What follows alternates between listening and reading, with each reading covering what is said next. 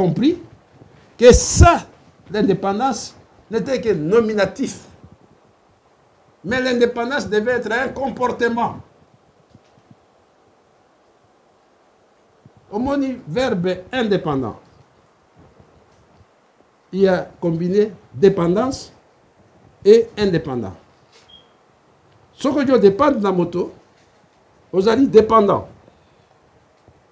Ce qui, au long oui, que vous allez dépendant, vous commis indépendant. Mais jusqu'à présent, nous sommes dépendants. Mais comment vous pouvez prouver que nous sommes indépendants? Lorsque les leaders politiques viennent ici, en Belgique, dans la conclave de Jéhovah, en France, et vous dites que voilà, vous êtes indépendant lorsque vous devez demander le pouvoir entre les mains de l'homme blanc. C'est que nous ne sommes pas indépendants, nous sommes dépendants. Donc,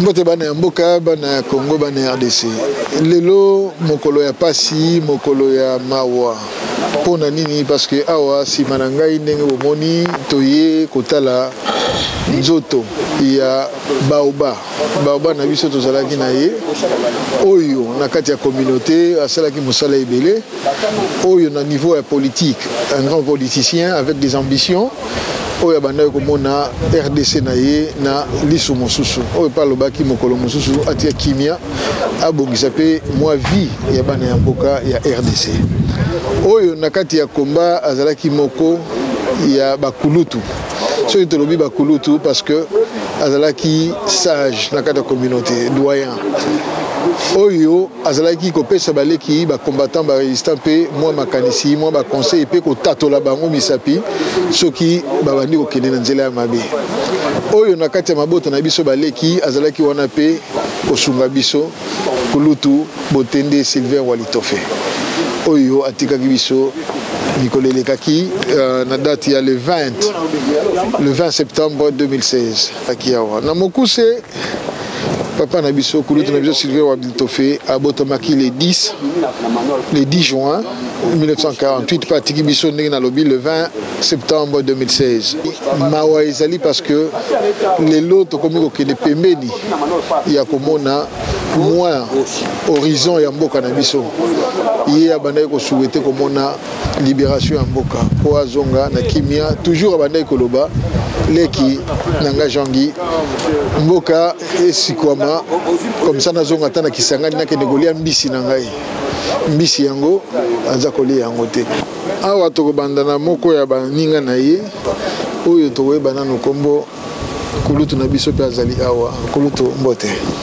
Oui, mbote mingi kombo nanga Jean Lubanda mais na baoyo bayebinga bango nyonso babengaka ya Jean donc ya Jean nazali grand ami ya pauvre Botende tobandi awate tobandi depuis Kisangani. Je suis né à Kisangani, grandi à Kisangani, nasali ba études na Kisangani. Après, je me suis déplacé pour Kinshasa. Kinshasa tokutani. Après Kinshasa, na Yepoto, na Belgique. Na vandi na Belgique. na tangi pe wana na silisi na sali na fungoli business nga moto na fungola kinga na matonge na Belgique, le premier congolais aye akutinga na Belgique, tozalaki toujours ensemble nandenge à se déplacer aye na frontière ya France était à côté Angleterre. Donc ngai nabimi Belgique na côté Angleterre, je n'avais que le seul ami Botende Sylvain. Botende moto ya liboso alakisinga nzela nyonso awa na Angleterre. Et il m'a aidé dans toutes les démarches administratives. Tozalaki toujours naye ensemble. Donc azali ndeko ponangai. Lelo ya tiki biso nazena mingi ya kolobate eze nzela ya biso nyonso tozo tendre vers nzela yango. To remercier Nzambe soko abendi ye. To encourager bana batikali ba continuer dans la bonne voie. Makambo nyonso etambola malamu, c'est tout ce que je peux demander, et surtout na sengi qui est quand même une grande compréhension na kati ya communauté na biso. J'insiste beaucoup. D'accord. Mais sikoyo souvenir nini penza à part ba démarche ba nini en tant que personne na bomoto na yi et loko nini na bana ko représenter na kati ya batu autour na yi. Oh, de toutes les façons, Botende azalaki conseiller à bateau quand il y avait des problèmes, il prodiguait des conseils. Il faisait de son mieux pour relier bateau, na katia ba problème na bango, et en plus na katia communauté, il a beaucoup lutté na cadre opposition. Donc il est quand même grand militant, il y a opposition. Ah, à Londres. C'est quand même beaucoup. Donc atikalaki na idée na ye kaka, il y a mboka pour le moment, lutter pour le pays. Si la communauté est presque orpheline, on a famille, la communauté, et là on a ça comme conseil. Et là on a ça comme conseil et la communauté nyonso ke botika famille te. Il faut beau encadrer peu famille, tout encadrer, na lobate beau encadrer. Donc quand je dis beau, c'est-à-dire la communauté. Donc il faut tout encadrer famille, tous na bango ensemble, nanzela nyonso bakozala, tous à la pesima na bango. En tout cas, c'est tout ce que je peux demander, parce que nayebi ezalaka toujours boye tête ici ekei. Oh de tango bao batikali babosani bango. Alors et ça la capé moi remords na baoyo batikali. Donc je souhaiterais vraiment que tout change un peu mentalité pour na soutenir. Ils ont déjà bon geste naïbi déjà que communauté ils ont ça un très bon geste awa. Moni depuis la Vandia en Angleterre nous avons un geste nyonso ndenge zo salema. En tout cas c'est un très bon signe et je souhaiterais vraiment que et continuer. Merci mingi agent to garder au mingité vraiment to remercier pour na moi témoignage wana to kutana juste na mikoleza ko yaler to silsa ko tikaye na esika na ya suka.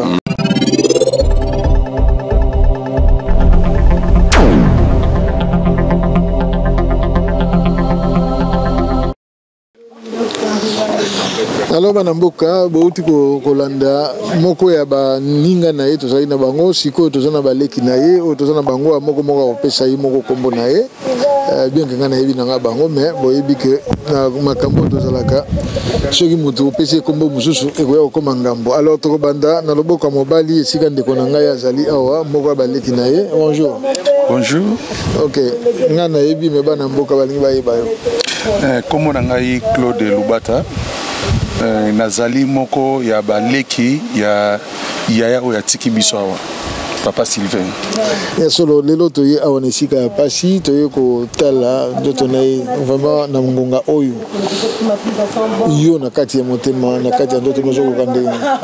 Bon na epesi ngai pasi na yoki pasi ya yaya oyo tozalaki na ye tolia na ye tofanda na ye tosala makambo mwa mingi na ye aza vraiment ya mosika te aza vraiment ya yoyo oyo ayebaki nga très bien nga pe nayebaki ye très bien même moi si onga naza na ye na ndako moto asala lettre ya libala mpona keno pia na famille ya mwasi eza oyo lelo ngai nazomona nzoto na ye elali wana yo tokozwana na cadre ya communauté avant tokende kuna na cadre ya communauté présence na ye apport na ye contribution na ye ezalaki ndenge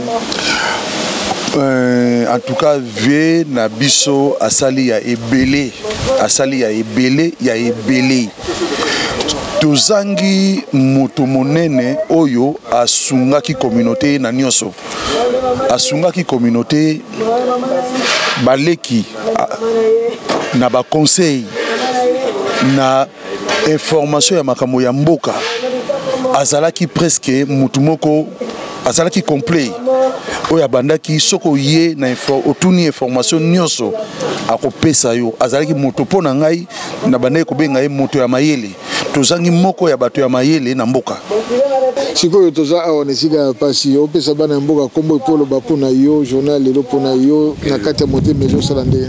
Ok, je me présente quoi nazali Tino Valencia pour bayebi quoi Tino Valencia et tout en tout cas naza vraiment pas dans ma chagrin mais naza une émotion quoi c'est un vieux on a vécu ensemble quoi puis aza tata oyo abundi pe pona biso abundi pona mboka et puis to bundi ensemble bon.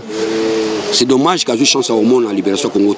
Mais nous avons à la Congo, ou à la du Congo, c'est Aïbi.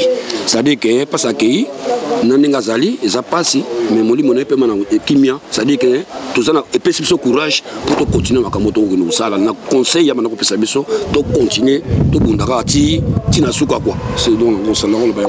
Nakati ya combat, yoza moko ya bayo lobi bozo bunda, eloko nini malamu oyo ya apporta ki nakati et souvenir nini ya bien oyo ko pesa. En fait c'est un vieux ça va tababi na biso na culture na biso ba africain mikolo ba ça ba sage. Donc c'est un vieux très sage en fait hein. Bon via ça ba boulou tunaé c'est tout à fait normal pour les alliés nego ça la quoi ah ça mboka que ya mboka démocratie via à rappeler ba kamuna ko koloba a super ba décision naé mais overall j'ai beauté c'est un vie exemplaire.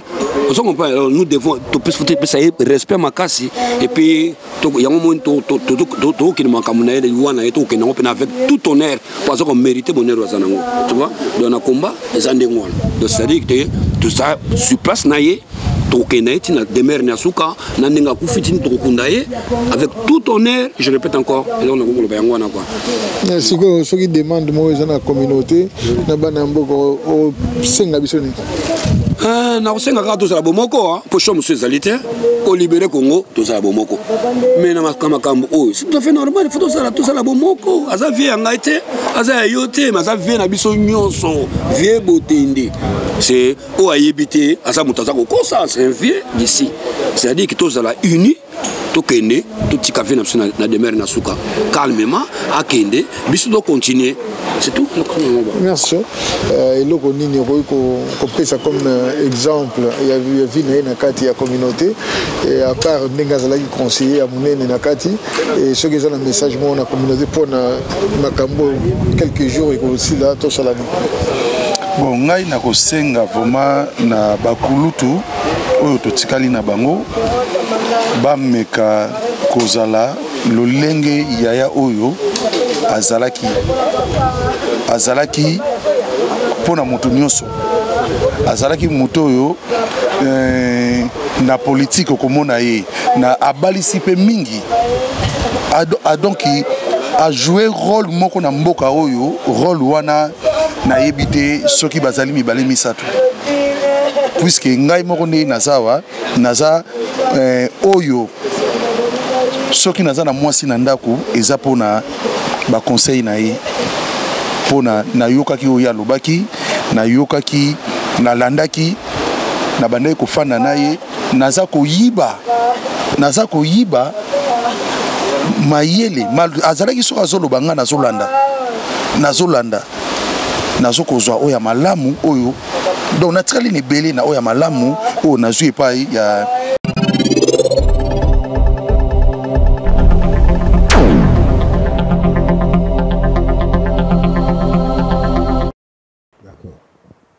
Voilà, vous avez bien dit vous-même que Mindele va utiliser Tshisekedi pour abenda la force nyos. Yo moko tolo. Bino bo kokate papa. Pour ba politicien ba kokate. Bazalo ko abana mike. D'accord. D'accord. Depuis toujours la Belgique a toujours voulu dialogue. Depuis toujours. L'Amérique aussi a voulu bousculer la communauté internationale pour forcer dialogue. Bonjour, accord cadre. L'accord cadre ne concerne pas seulement le Congo. Et je concernais 19 pays. Pays qui même pays des Grands Lacs était comme un pays des Grands Lacs. Vous pouvez imaginer que Congo-Brazza a comme un pays des Grands Lacs. Gabon a comme pays des Grands Lacs, Angola a comme pays des Grands Lacs. Nyosoana, accord cadre, c'est pour pacifier les 19 pays qui entourent les Congo.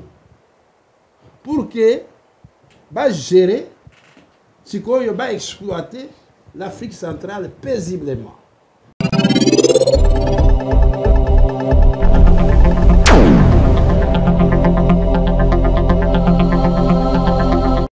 Solo banamboka tozali lisusu awa ndenge tolobi awa na mano park esika toyeko tala corps ya vie na biso kulutu papa na biso botende Sylvain Walitofe.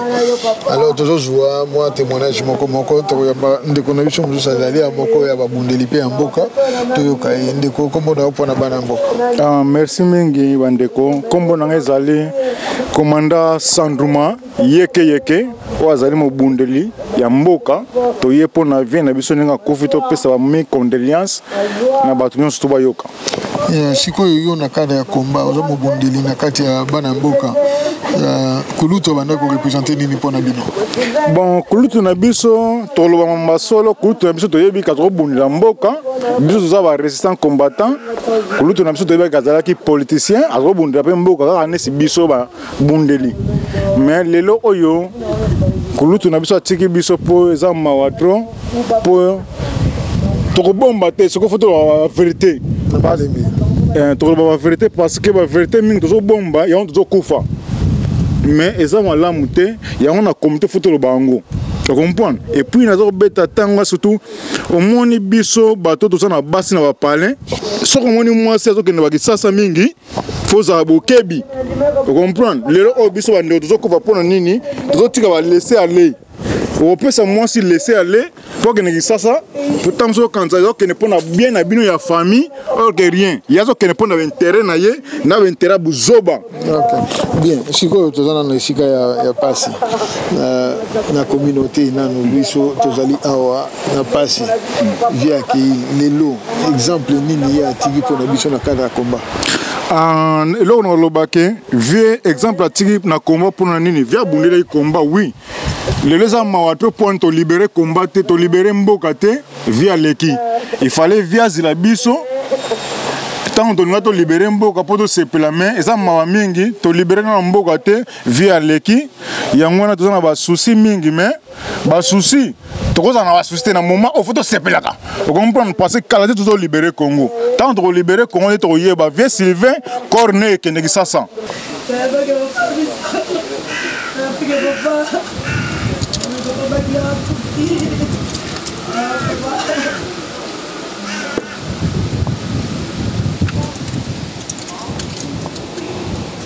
Vraiment, tant que tozali awa, tu profiter na lombangu kopesa moi programme oyo et pesami na libota. Lelo ezalaki awa, esika tozali awa na Mano Park, esika toyeko tala accord, exposition accord, mais kobanda jeudi ce sera jeudi le 6 octobre 2016 à partir à 11h30 na Tongo nde Koreko Longwa na ndako ekoleka na ndako kuna na numéro 12 Peacock Place ndenge toza na programme awa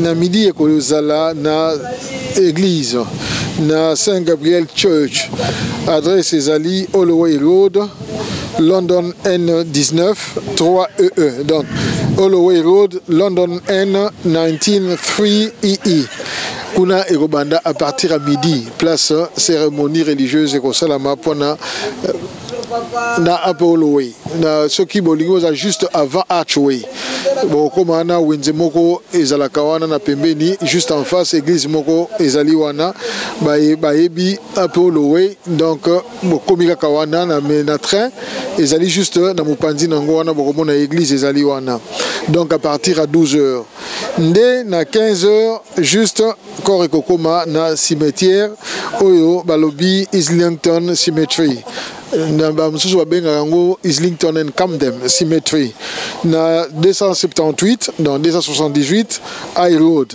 East Finchley London N2 9AG sorry kuna nde kozala na 15h na 15h30 nde enterrement ekosalama esika tokotika kulutu papa na biso yaya na biso na ndako esika bopemi na ye ya suka nde na sima wana juste après bayi bakozwa ngonga tango ya okende kokutana na libota mpona ba encouragement mpona ba réconfort mpona ba ben de consolation ekozala wana ekozala na Doston Acne esika ekozala na 449 Kingsland Road na London E8 4AU donc London E8 4AU nyonso wana ba contact ezali soki bolingi bo sala contact ou bien kobenga tozali na numéro 074 donc 074 041 41 272 o ezali ya Fred Botende oyo mwana ya mobali ya liboso ou bien bobengi na 074 043 705 69 oyo les géants Jos pe boyo kobenga soki te na cadre ya communauté bozali na coordinateur Siakis Kituba na 079 57 19 86 06 wana Kis Kituba et na suka bozali na musée Dani na 074 047 061 53 mais de toutes les façons ba contact nyonso ekoleka esika bozali.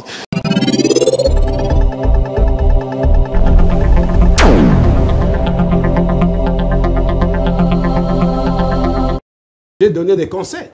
Na pesi conseil que lorsque je bomba IDPS, bazali na ba coordinateur te, bazali na radio te pour na lancer message na bango tout ça. Et ils ont fait. Na 4e émission na recevoir ba coup ezongi mingi côté ya Ngwanda, ya bangwandiste, mais mingi pe côté ya IDPS. Je ne suis pas de l'IDPS. Je suis pas ngwandiste. Dans le biango bazo yo kangai ba vérifier. Ngazali mwana ekanga, mwana mai. Ana mongo. Je ne dépends de personne. 75% de la population congolaise est ana mongo. Donc j'ai une force. Mais dans le bi que voilà, il n'est pas encore temps.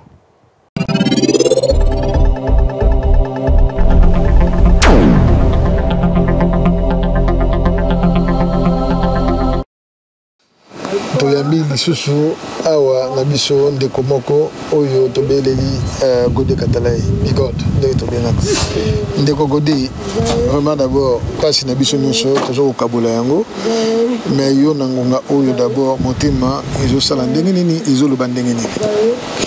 Bon, motema ya pasi nouvelle d'abord ya kokota l'hôpital je crois que Sainga Aza Kulutu on a vendu pendant 6 ans devant l'hôtel Moko. Tout ça parmi les jeunes Oyo. Senga qui a on vend des parmi ceux Tozalaka. Alors on va passer à Zalaki. Donc bien moi bien pour ne pas dire que bien trop bien. Donc vraiment pour nous a perdre quand même un grand frère Oyo ceux qui au Salil Kamaro Lobano André Mono Yaboti.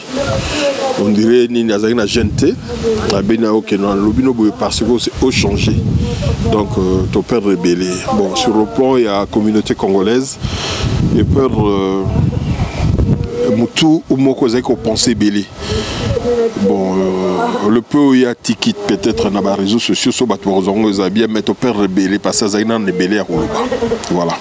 Merci Siko na communauté n'est pas chez Zali ceux qui conseillent Zali ceux qui appellent Moko Zali apport Moko ya kopesa il doit nous rose la comme appel les gens tous se souder vraiment tous se souder parce que tout ça au moins tout ça comme un ngomba tout ça quitta donc vitesse tout ça quitter là est terrible ceux qui se souder te ils a passé eux quoi pas mon ningeza donc et pas nayo. Donc, ça l'effort kakaya que Zala pour la tout yeba ko s'en sortir parce que tout ça sur la vie musu to ça si maté vie na biso penza ngoya parce que boti to vandi na mboko donc ce quoi il faut se souder donc congolais dans la communauté il faut se soucier vous avez bien loko pe vieux azako luka yangwana moni li sanga wana parce que link no so mboka ebongi lobi tozongi mais ya ki sans ka mona oyo ya lobi donc le peu azako pesa biso to mekaka ko zoyango to appliquer en quoi tout se souder vraiment mingi bande ko bana mboka tozali na doyen un des politiciens ya mboka vraiment tozala na yo oyo azali na biso parmi les rares doyens baye awa monsieur Julien Tchakudia oyo boyebi azali bonjour doyen. Bonjour mon frère, bonjour mon frère. Un jour de tristesse, un jour de peine, de douleur pour vous. Qu'est-ce que vous ressentez en ce moment? Bon, j'ai double sentiment. J'ai connu le camarade Sylvain Botende à Litofé depuis que je suis arrivé dans ce pays, Londres, en 2004. Depuis 2004, il était le premier à me contacter. Ayebaki ke nazalaki politicien na mboka pe alingaki toyebana to banda kosolola to banda kosala ensemble pour makambo etali mboka na biso. Et depuis le premier moment il y a rencontre na biso à Londres, j'avais trouvé mon frère Botende un homme très fascinant. Moto oyo azalaki na bolingo ya mboka na ye pe azalaki kopesa tango na makambo etali mboka na biso vraiment avec motema na ye mobimba. Il était un peu plus âgé que moi mais azalaki na sens ya respect ya bato. Quand il me rencontrait, c'est comme il rencontrait son grand frère, c'est comme il rencontrait son ami, c'est comme il rencontrait son camarade de lutte. Donc je me souviens de beaucoup d'aspects à la rencontre Nabiso qui durait beaucoup d'heures à deux, dans des restaurants, dans des cafés. On a parlé moins de nos familles, on a parlé plus de Mboka Nabiso. Comment encadrer les jeunes combattants, les Bitumbeza qui m'a cassé à Londres. Il faut organiser cette lutte ici. Tchakudia, comment tu vois ça? Il faut qu'on organise ces jeunes. Tchakudia, il faut vraiment qu'on se batte pour retourner chez nous. Donc, souci d'ailleurs, Zalaki, un combat discipliné, combat organisé, et puis combat na objectif, qui est trouver solution en Mboka Nabiso. Merci. Politiquement parlant, départ Naïe, s'il faut l'appeler ainsi, quelle perte ça représente pour la communauté, pour le combat et pour le pays? Je pense qu'il était pour moi un des rares Congolais na Katia UK. Oyo nazaki koyoka ye malamu pe oyo azaki ko inspirer musala tozaki ko sala ensemble. Donc aujourd'hui je vois comme si un grand arbre, sinon un gros arbre, un baoba ya musala na biso ekwei. Mais une chose est certaine, social media nous a beaucoup aidé. Je suis sûr que Makambo Mingi Azaki Koloba, parce que lui, je l'aimais beaucoup pour une chose, il avait beaucoup de proverbes très profonds. Makambo, proverbe ya mboka penza, nazaki kutuna yeme, yo ozana saka ya proverbe, mon frère Botende. Chaque fois que je parle avec toi, proverbe je me souviens au deuil du docteur Engele, je lui ai dit, mais nous étions côte à côte assis, mais dit Takoudia, tu vois, mais biso to continuer. J'ai dit, mais bimisiranga na nous proverbe moko wana mon frère Boten. J'aimais le taquiner comme ça. Sortez-moi quand même un proverbe là. Alors on a bimisi moko. Alors qu'est-ce que ça veut dire ça? Alors il commence à expliquer maintenant. Donc il avait une certaine sagesse. Hein? Pe na moto aye na poto mais azalaki na bokoko na biso na kati na ye. Ayebaki makambo mingi ya bokoko parce que kozwa ba proverbe mingi boye naza ko tone ndenge yo yo makambo nyonso ngana zali quand même nani chef coutumier mais yo ndenge yo makambo nyonso ya bokoko. Il dit pas j'ai vécu avec ba vieux na village. Nazwa ka sagesse wana à partir du village. Alors pour moi au niveau il y a Bomoto, nous avons perdu un grand monsieur qui pouvait inspirer beaucoup de jeunes encore. Parce qu'il était encore jeune, 68 ans, il était encore trop jeune. Mais je ne pouvais pas m'attendre qu'il pouvait partir maintenant. Donc pour moi, je suis choqué, mais je retiens une seule chose, il a ses mains. Parce que tant qu'il y a la radio, la télévision, il y a la diaspora, il y a le combat, il a parlé beaucoup, il a expliqué beaucoup de choses. Je pense que ça va rester marqué nos jeunes. Et ça va rester inspirer notre combat. Je pense que Botende est mort, vive Botende, parce qu'il va rester vivant, il va rester, cette inspiration va rester. Et c'est une grande perte physique, mais spirituellement et politiquement, il a laissé un héritage que nous allons continuer à grandir des gens. Il a été quelqu'un qui a côtoyé les jeunes, qui s'est fait jeune avec les jeunes. Hein. Vous ne donnerez pas à Botende de son âge quand il est dans le milieu des jeunes combattants. Donc il a vécu avec eux comme un parmi les camarades combattants. Et je pense que c'est déjà cette humilité-là, d'avoir un monsieur de 68 ans qui vit avec des jeunes comme s'il avait 20 ans, 30 ans et qui a partagé leur joie, leur souffrance. Il a été partout dans nos... Pas seulement mener un combat politique, mais il a été aussi de beaucoup d'ouverture dans les milieux. Il y a des jeunes Nabiso. Donc je suis sûr que chaque jeune a tiré quelque chose de Botende dans tout ce qu'il a dit, dans tout ce qu'il a fait. Il peut avoir commis des fautes, mais sur le plan, il y a combat. Sur le plan, il y a amour patriotique, il y a Mboka Nabiso. Sur le plan, il y a engagement patriotique, il y a Bomoto. En tout cas, je suis sûr que nous allons garder une mémoire assez forte et pour notre frère Botende.